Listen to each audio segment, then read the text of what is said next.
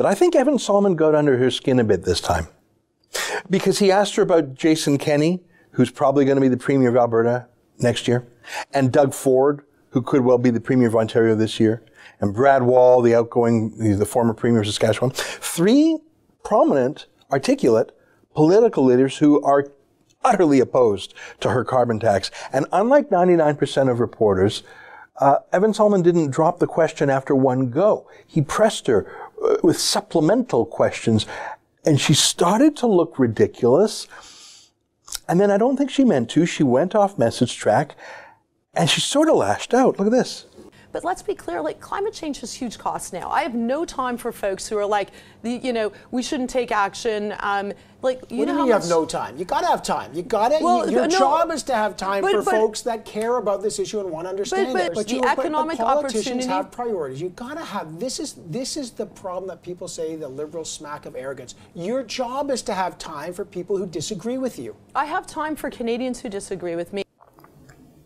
A flash of anger there. No time for folks who are deniers. That's what she calls people who disagree with her, deniers. On anything, really. They're deniers.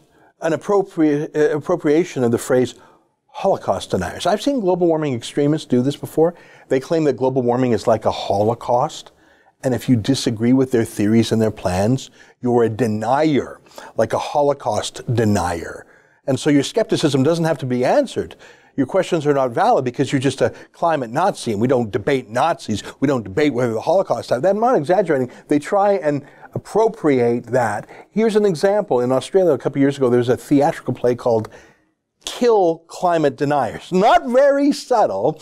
Oh, and they actually named global warming skeptics by name. So yeah, it's part of the extreme demonization. We don't debate deniers. Now let me back up a minute and ask a very basic question of our pull the string pre-recorded message, Climate Barbie. What does she mean by denier? Someone who denies that the globe is warming?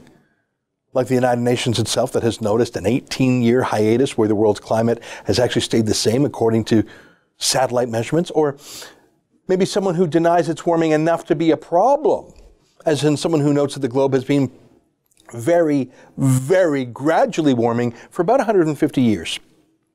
And in fact, we're still actually emerging from the Great Ice Age about 10,000 years ago.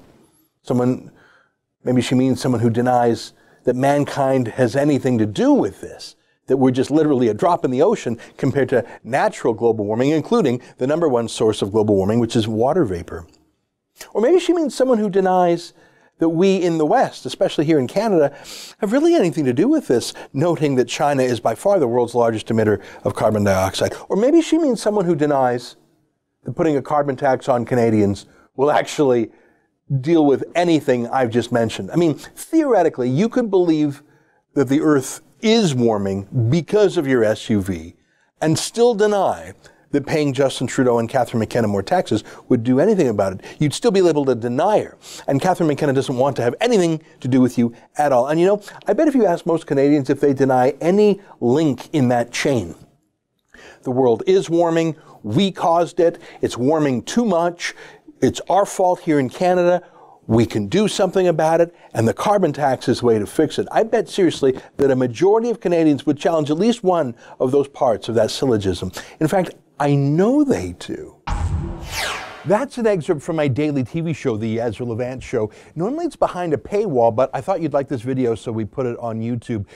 If you want to subscribe to watch the daily show every day, including always 2 interviews a day, and I read my hate mail, just click on this screen and become a premium member.